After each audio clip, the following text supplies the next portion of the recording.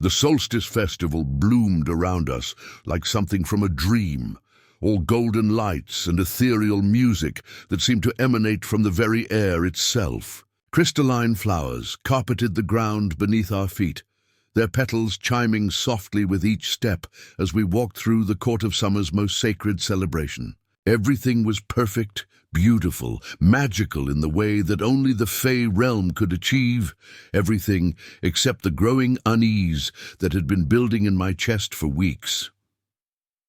My name is Elena Hartwell, and 6 months ago I would never have believed that I would be walking through an actual fairy court, engaged to a Fey lord whose beauty could stop time itself. The transition from my mundane human life in Chicago to this realm of impossible wonders had been swift and intoxicating, like falling into a storybook where I was somehow the heroine, Kieran Silvermoon. My fiancé moved beside me with the fluid grace that marked all of his kind. His hair caught the festival lights like spun platinum, and his violet eyes held depths that seemed to contain entire galaxies. When he smiled, which he did often in my presence, it was as if the sun itself had decided to shine just for me. He was everything a woman could want: powerful, protective, devastatingly handsome, and completely devoted to my happiness. So why did I feel like I was forgetting something important? "The memory binding is beautiful this year," Kieran observed, as we paused near a fountain whose waters flowed upward in impossible spirals. "The court musicians have outdone themselves." I nodded and smiled, playing the part of the enchanted human who was grateful to witness such marvels. But something about his words triggered that strange sense of displacement that had been haunting me lately. Memory binding. Why did that phrase make my stomach clench with anxiety? "Kieran," I said carefully, "remind me again how we met." His laugh was like silver bells in a summer breeze, but I caught a flash of something in his eyes that might have been concern. "My darling Eleanor, you ask me this every few weeks. Are you certain you're feeling well? Perhaps the excitement of the upcoming wedding is affecting your rest." "I just want to hear the story again," I insisted, though I couldn't explain why it felt so important. "Please."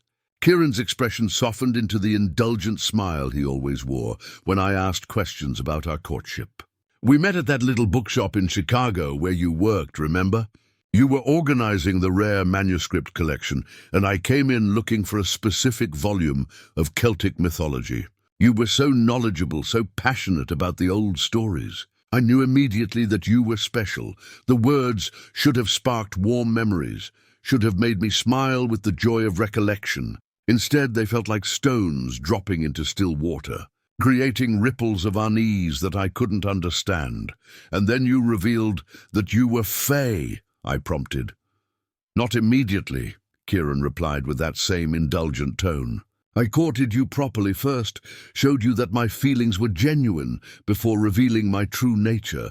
When I finally told you about the Fey courts, about my position here, you were amazed but not afraid. You said you had always known that magic was real, that you had been waiting your whole life for something extraordinary to happen." It sounded right. It felt like it should be true. But why couldn't I remember any specific moments from this courtship? Why were all my memories of our early relationship fuzzy around the edges, like photographs that had been left in the sun too long? "Elena?" Kieran's voice carried a note of concern that made me look up at him with guilt for ruining our perfect evening. "You seem troubled, my love." "What's wrong?" "Nothing," I lied quickly. "I'm just nervous about the wedding. It's a big change, leaving my world behind to live here permanently." "You know you're not leaving anything important behind," he said gently, taking my hands in his. "You told me yourself that you had no close family, no deep friendships, nothing tying you to that mundane existence. Here you'll be a lady of the summer court, beloved and cherished for all eternity." The words were meant to be comforting, but they struck me as strange. Had I really been so isolated in my human life? It seemed impossible that a 28-year-old woman would have no meaningful connections, no relationships worth missing. But when I tried to remember specific friends or family members, I found only vague impressions and shadowy figures who refused to come into focus. Of course, I murmured. But the unease in my chest continued to grow. I have something for you, Kieran said suddenly, his expression brightening with the enthusiasm of someone sharing a special surprise. A traditional pre-wedding gift from the groom to his bride. From the folds of his elegant coat, he withdrew a book unlike anything I had ever seen. Its leather binding seemed to shimmer with its own inner light, and the cover was inscribed with symbols that hurt my eyes to look at directly. When he placed it in my hands, warmth spread up my arms like gentle fire. "It's a memory book," Kieran explained, his voice soft with reverence. "A record of our courtship, our love story, everything that brought us to this moment. The Fey Court scribes created it using their most powerful magic, capturing not just events, but emotions, sensations, the very essence of our time together." I opened the cover and gasped. The first page came alive under my touch, showing a scene so vivid it was like watching a movie.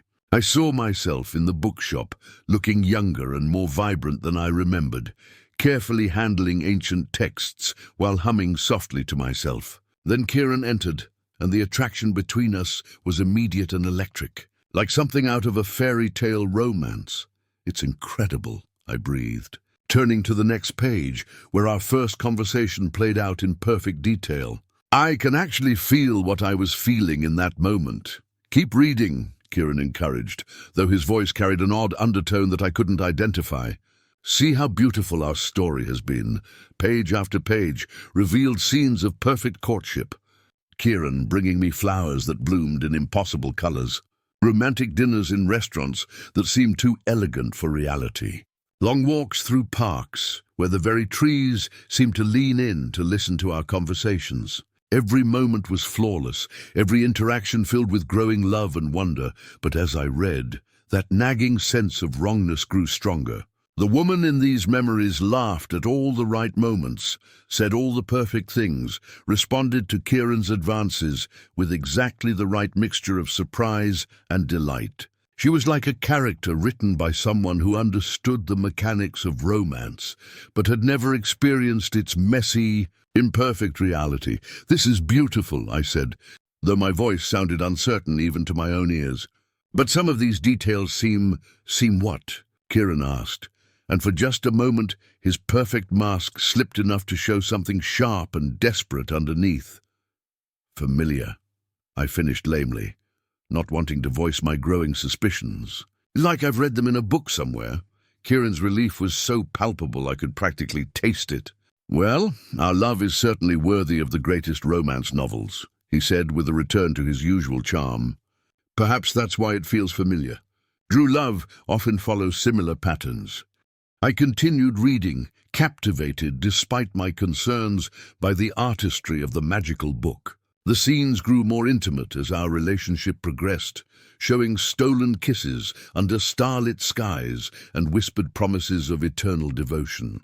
Everything was perfect, beautiful, exactly what any woman would want from a fairy tale romance. Everything except that it felt like watching someone else's life. Near the end of the book, I found the scene where Kieran first revealed his fey nature. The Elena in the memory reacted with wonder and excitement, immediately accepting his explanation and eagerly agreeing to visit his realm. There was no fear, no hesitation, no normal human concern about getting involved with a supernatural being. She was like a character who existed only to facilitate the plot. "The last few pages document our engagement and the preparations for our wedding," Kieran said as I neared the end of the book.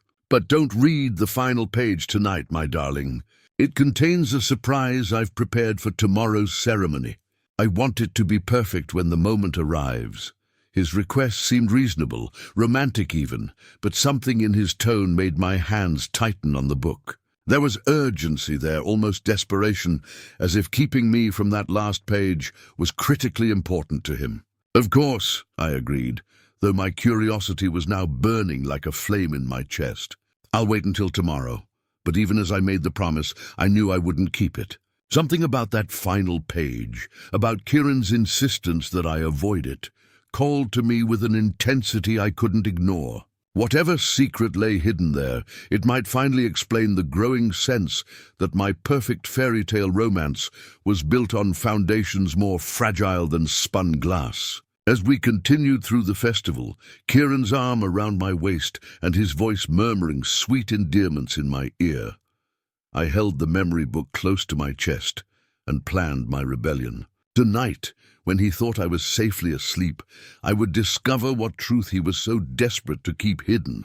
The glowing book pulsed warm against my ribs, almost as if it was eager to reveal its secrets. And despite my fear of what I might find, I knew I had to read that final page. My very sanity might depend on learning what lay hidden beneath the beautiful illusion of our perfect love story. The Solstice Festival sparkled around us like a dream made manifest, but I was beginning to suspect that dreams, no matter how beautiful, were no substitute for truth. And tomorrow, one way or another, I would discover which of those two things my engagement was really built upon. The palace chambers Kieran had provided for me were fit for a queen, all silver and crystal and gossamer curtains that moved without any breeze. Moonlight streamed through windows that looked out over gardens, where impossible flowers bloomed in defiance of earthly seasons. Everything was designed to make me feel like the cherished bride of a powerful Fey Lord, surrounded by luxury beyond mortal dreams. But luxury couldn't quiet the racing of my heart or calm the trembling in my hands as I waited for the right moment to disobey my fiancé's request. Kieran had kissed me goodnight with his usual tenderness, his lips soft and cool against mine as he whispered promises of the wonderful life we would share after tomorrow's ceremony. His violet eyes had held nothing but love and anticipation as he told me to rest well, to prepare myself for the most important day of our lives together. He had no idea that I had been awake for hours, clutching the memory book to my chest and fighting the growing certainty that everything I thought I knew about my life was a carefully constructed lie. The palace grew quiet as the night deepened, the sounds of celebration finally fading as even the most dedicated revelers retired to their beds. I waited until the silence was complete, until I was certain that no one would disturb me, before finally opening the memory book to its forbidden final page. The moment my fingers touched the parchment, the room around me seemed to dissolve into mist. I was no longer in the Fey Palace, but standing in what looked like a modern apartment, furnished with IKEA furniture and decorated with the kind of personal touches that spoke of a life lived with genuine warmth and connection. But it wasn't my apartment. At least, not the one I remembered having. A woman who looked exactly like me, but somehow more vibrant, more alive, moved through the space with easy familiarity. She was laughing at something, her eyes bright with genuine humor as she called out to someone I couldn't see. "Marcus, you're going to be late for your sister's wedding if you don't hurry up," she said, and her voice was my voice, but filled with an affection and intimacy that I had never heard from my own lips. A tall man with dark hair and kind eyes emerged from what appeared to be a bathroom, adjusting a tie while shaking his head with fond exasperation. "Elena, sweetheart, the wedding isn't for 3 hours. We have plenty of time. Your mother specifically asked us to be there early to help with the flowers," the other Elena replied, moving to help him with his tie. "And you know how she gets when people are late to important family events." Family events. This Elena spoke of family with the easy casualness of someone who had always been surrounded by love and belonging. This wasn't the isolated, friendless woman Kieran had described. This was someone with deep roots, meaningful relationships, a life worth cherishing. Besides, the other Elena continued with a smile that lit up her entire face, "I want to see your nephew's reaction when he sees you in a proper suit. He's been bragging to all his friends about his cool Uncle Marcus, who teaches medieval history at the university." Medieval history. The detail struck me like lightning because it felt true in a way that nothing in my recent memories had felt. I could almost see lecture halls filled with eager students, could almost smell the dust of old books, and feel the satisfaction of sharing knowledge I was passionate about. But that wasn't my life, was it? I worked in a bookshop, a small, lonely place where I spent my days surrounded by stories instead of people. Kieran had told me so himself. The scene continued to unfold around me, showing a life I didn't recognize but somehow knew was mine. The other, Elena and Marcus, moved through their morning routine with the comfortable intimacy of a couple who had been together for years. They shared inside jokes and gentle teasing, planning their day with the easy coordination of two people whose lives were thoroughly intertwined. "I love you," Marcus said suddenly, pulling the other Elena into his arms with spontaneous affection that made my chest ache with longing. "I love you too," she replied without hesitation, her voice filled with the kind of deep contentment I had never experienced. Always, the scene shifted, showing me glimpses of a life that was rich with connection and meaning. Family dinners where the other Elena laughed until her sides hurt. Quiet evenings where she and Marcus graded papers together, their feet tangled under a shared blanket. Weekend trips to visit Marcus's sister and her children, where the other Eleanor was clearly adored as an aunt and treasured as family. This was the life I had been living before Kieran. This was what I had given up, what I had been made to forget. The memory book's final page showed me the truth in all its devastating clarity. I hadn't been a lonely bookshop worker with no meaningful connections. I had been Dr. Elena Hartwell, professor of comparative literature, engaged to Dr. Marcus Thompson, surrounded by friends and family who loved me deeply. I had a life, a real life full of imperfect but genuine relationships, and Kieran had stolen it all. The vision showed me how it had happened. I'd been researching Celtic mythology for a paper I was writing, had stumbled across references to the Fey courts that were more accurate than they should have been. My academic curiosity had led me to a grove, where the veil between worlds was thin, and there Kieran had found me. But instead of the romantic meeting he had shown me in the altered memories, the truth was far more sinister. He had been hunting for a human bride, someone to break a curse that bound him to eternal solitude. The moment he saw me, he had used his fey magic to cloud my mind, to make me forget everything that mattered to me, to replace my real life with false memories that would make me willing to abandon my world for his. The other Elena in the vision had fought against his enchantment, had recognized the wrongness of what was happening to her. She had tried to escape, had called out for Marcus, had begged to be allowed to remember her real life. But Kieran's magic was too strong, too complete. Piece by piece, he had stolen away everything that made her who she really was. He had even stolen her love. The overwhelming attraction I felt for him wasn't real, wasn't mine. It was a magical compulsion designed to make me compliant, to ensure that I would willingly participate in my own imprisonment.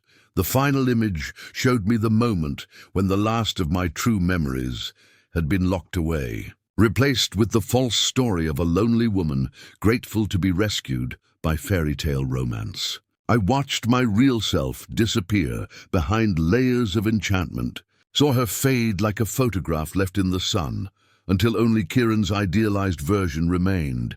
The memory book snapped shut with a sound like breaking glass, leaving me gasping and shaking on the floor of my beautiful prison. Everything I thought I knew about myself was a lie.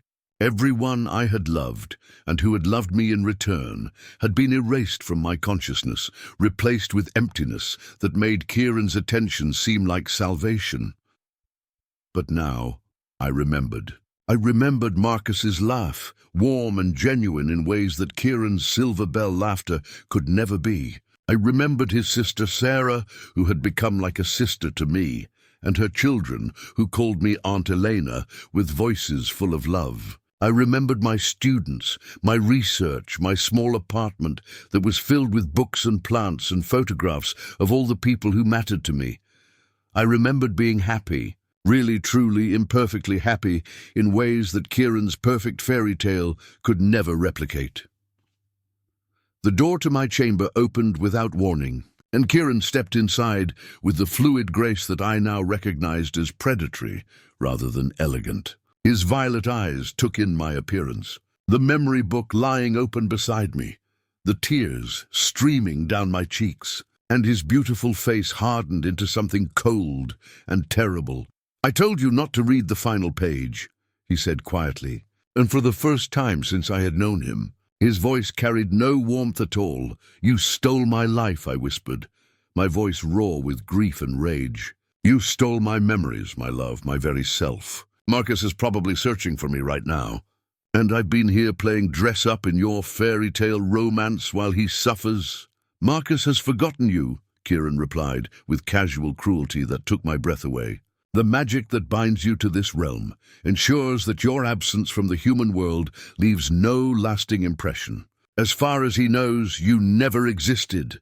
The words hit me like physical blows, each one designed to break what remained of my resistance. But instead of despair, they sparked something else, fury that burned hotter than any fey magic. "You're lying," I said, struggling to my feet despite the weakness in my legs. "Love doesn't disappear just because you want it to. Marcus will remember me, will search for me, will find a way to bring me home."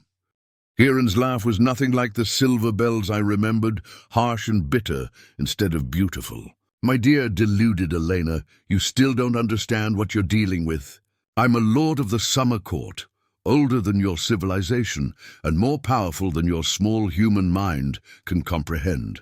What you call love is nothing more than chemical reactions and social conditioning. What I offer is so much more." "What you offer is a prison," I shot back, the memory book clutched in my hands like a weapon. "A beautiful, perfect prison where I would spend eternity as a hollow version of myself, playing the role of the adoring bride for your amusement.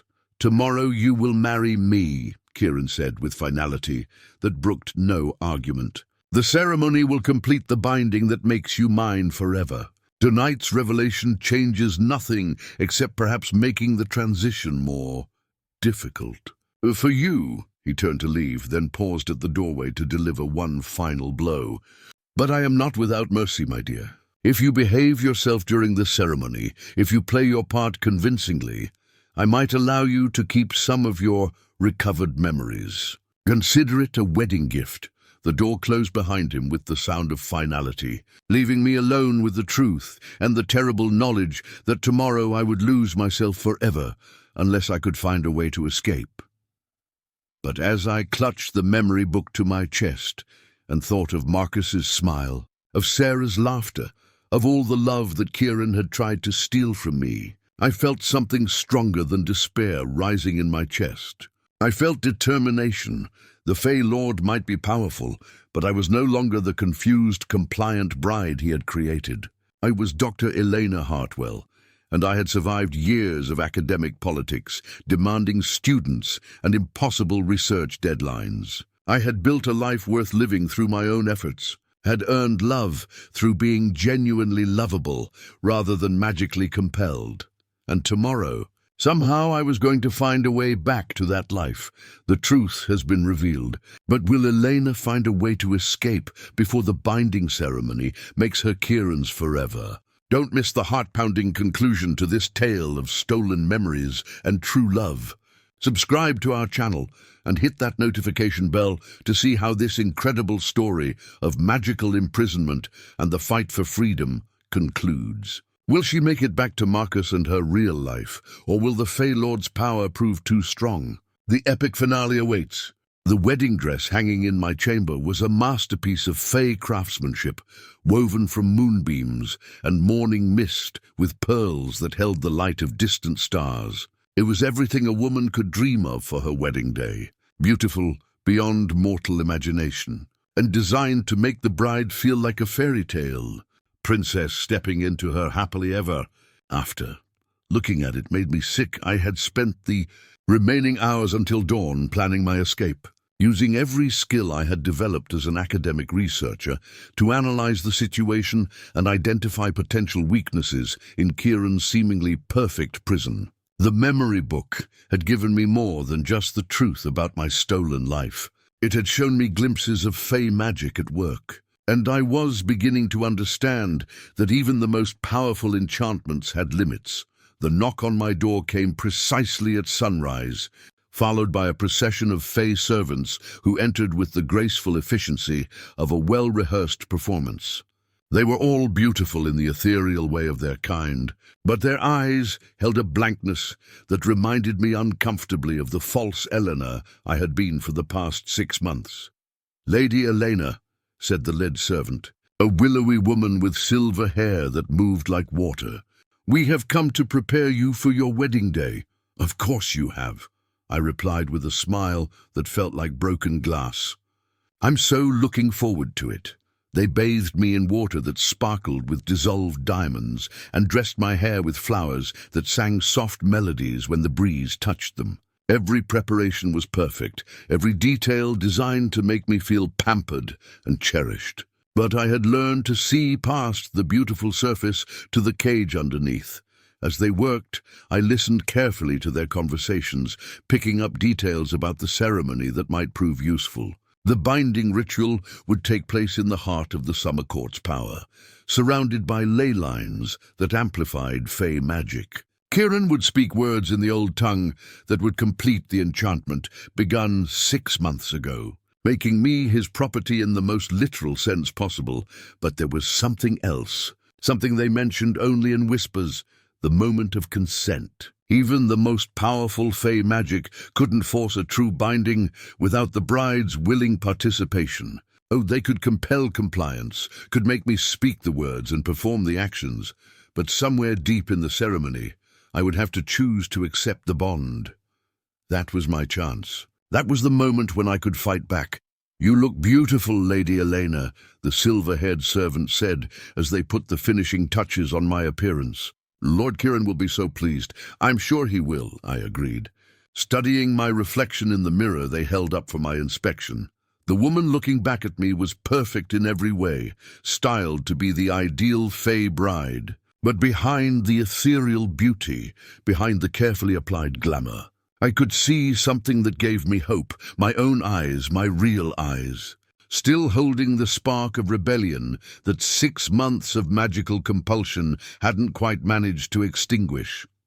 The procession to the ceremonial grove was like something from a dream, all silver bells and floating petals and music that seemed to emanate from the very air itself. Hundreds of fey nobles lined the path, their inhuman beauty creating a corridor of perfection that would have taken my breath away if I had still been under Kieran's spell. But I saw them clearly now, saw the predatory hunger beneath their elegant facades, the way they watched me with the anticipation of spectators at a particularly entertaining execution. I was their entertainment, their cautionary tale about what happened to mortals who caught the attention of their lords. The grove itself was ancient beyond measure, its trees twisted into shapes that hurt the eye to look at directly. At its center stood an altar carved from a single massive crystal that pulsed with power that made my skin crawl. This was where countless other humans had been bound to fey lords. Where love was replaced with compulsion and free will became a distant memory. Kieran waited for me at the altar, resplendent in robes that seemed to be cut from the fabric of night itself. When he saw me approaching, his face lit up with what looked like genuine joy, and for a moment I almost believed that his feelings for me were real. But I remembered the cold calculation in his voice the night before, the casual way he had dismissed my humanity. "My beautiful bride," he said as I reached the altar, taking my hands in his with the gentle possessiveness I had once found romantic. "You look radiant." "Thank you," I replied, injecting just enough breathiness into my voice to make him believe I was still the compliant creature he had created. "I'm so nervous." And excited. His smile was brilliant enough to blind mortals, and I saw several of the watching fae actually sway under its influence. "There's nothing to be nervous about, my darling. By sunset tonight we'll be bound for eternity. No power in any realm will ever be able to separate us." The words were meant to be romantic, but they sounded like a threat to my ears. I squeezed his hands and smiled up at him with what I hoped looked like adoration rather than barely controlled terror. The ceremony began with the ancient rituals of the summer court. Words spoken in languages that predated human civilization. I stood where I was supposed to stand, smiled when I was supposed to smile, and played the part of the willing bride with an Academy Award-worthy performance. But all the while, I was preparing for the moment that would determine the rest of my existence. It came, finally, as the sun reached its zenith and the grove pulsed with power that made the air itself seem to sing. Kieran took my hands and began speaking the binding words, his voice carrying harmonics that resonated in my bones. "Elena Hartwell," he said, and the use of my real name sent shockwaves through the assembled crowd. "Will you accept me as your eternal Lord and Master, forsaking all others, binding your soul to mine for all time?" This was it. This was the moment of choice that all the magical compulsion in the world couldn't take away from me. I looked up into his violet eyes, those beautiful, inhuman eyes that had once seemed like windows to paradise, and smiled with the sweetness he expected from his perfect bride. "I will not," I said clearly, my voice carrying across the grove with crystal clarity. The words hit the assembled fae like a physical blow, sending gasps and cries of shock rippling through the crowd. Kieran's face went white, then flushed with fury that made his eyes blaze like purple fire. "You will," he snarled, his beautiful facade cracking to reveal the monster underneath. "You will speak the words, or I will make you speak them." "You can make me move my mouth," I replied with calm that surprised me. "You can make me nod my head, make me smile, even make me walk through the motions of consent. But you cannot make me mean it. And without true consent, your binding is worthless." Magic erupted around us as Kieran lost control of his temper, power that should have crushed me like an insect. But the moment I had spoken my refusal, something had changed in the grove. The ancient trees that had witnessed countless bindings began to glow with their own power. And I realized that this place was older than the summer court, older than the Fey Lords who thought they ruled it. "The grove remembers," said a voice that seemed to come from the trees themselves. "It remembers the old laws, the true laws that governed the compact between Fey and mortal. No binding without consent, no love without truth, no imprisonment of the willing heart." Kieran spun toward the voice with terror, clear on his perfect features. "Impossible. The old laws were broken centuries ago." "Laws cannot be broken," the voice replied with implacable authority. "They can only be forgotten. But this grove remembers, and today it chooses to act.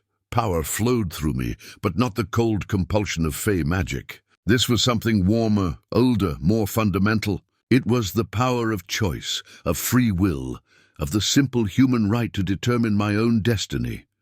"I choose to go home," I said, and the words rang through the grove like a bell. "I choose Marcus Thompson, who loves me without magic, without compulsion, without needing to steal my memories to make me compliant.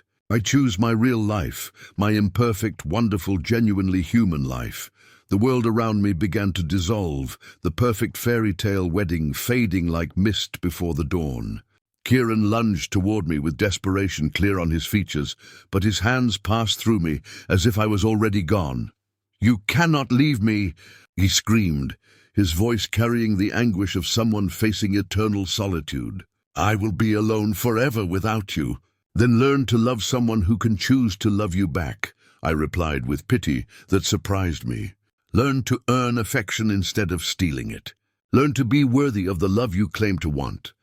The last thing I saw before the Fey realm disappeared entirely was Kieran falling to his knees beside the crystal altar, his perfect features twisted with an anguish that might eventually teach him something about the value of what he had tried to possess. Then I was standing in my apartment, my real apartment, with its IKEA furniture and personal touches, and the lingering scent of the coffee Marcus had made that morning. I was wearing jeans and a sweater instead of the fairy tale wedding dress, and my hair was pulled back in the messy bun I favored when I was grading papers. The memory book was still in my hands, but as I watched, it crumbled to ash that blew away in the breeze from an open window. "Elena?" Marcus's voice came from the bedroom, thick with sleep and confusion. "Is that you?" I thought I heard voices. Just me, I called back, my voice breaking with joy and relief and the overwhelming gratitude of being home. I was having a strange dream. He appeared in the doorway wearing the old t-shirt and pajama pants that were his standard sleeping attire, his dark hair sticking up at impossible angles. He was nothing like Kieran's ethereal beauty, just an ordinary human man who taught medieval history and loved me enough to help me with my tie and worry about being late to family functions. He was perfect. "Are you okay?" he asked, crossing the room to pull me into his arms with the easy affection that I had missed more than air itself. "You look like you've seen a ghost." "Something like that," I replied, burying my face against his chest and breathing in the scent that was purely, wonderfully human. "Marcus, do you remember a grove in Riverside Park, near the Celtic mythology section of the university library?" "Yeah," he said, his arms tightening around me with protective instincts that needed no magical compulsion to trigger. "You mentioned wanting to visit it for your research. Why?" "I think we should avoid it," I said, then laughed at the understatement. "Actually, I think we should warn the university to post signs. Maybe something about unstable ground or dangerous wildlife." Marcus chuckled against my hair, the sound vibrating through his chest in a way that made me feel safer than all the fairy tale magic in the world. "Elena, sweetheart, what exactly did you dream about?" I pulled back to look at him. This wonderful, imperfect, genuinely human man who loved me without magic, without compulsion, without needing to steal pieces of me to make me compliant. His eyes held nothing but concern and affection, and the kind of deep contentment that came from being exactly where he belonged. "I dreamed about fairy tales," I said, reaching up to touch his face with fingers that trembled with gratitude. "And I learned that sometimes the most magical thing in the world is choosing reality over fantasy." He kissed me then, soft and warm and completely human, and I knew with absolute certainty that I had made the right choice. Some princes wore crowns of starlight and offered kingdoms of impossible beauty. But the best princes wore rumpled t-shirts and offered love that was freely given, freely received, and strong enough to survive in the real world. The Solstice Festival was over, the memory book had crumbled to dust, and the woman who had been stolen away had found her way home. And home, I realized, wasn't a place at all. It was the choice to be with someone who loved you for exactly who you were, magical imprisonment not required. Thank you for joining Elena on this incredible journey through enchantment and back to truth. If this tale of stolen memories, false love, and the power of genuine choice moved you, please subscribe to our channel for more amazing stories that explore the magic hidden in everyday love and the strength found in choosing authenticity over illusion. Share this story with someone who needs to remember that real love never requires you to forget who you truly are. Hit that subscribe button and notification bell to never miss our latest supernatural tales that celebrate the extraordinary power of ordinary human connection.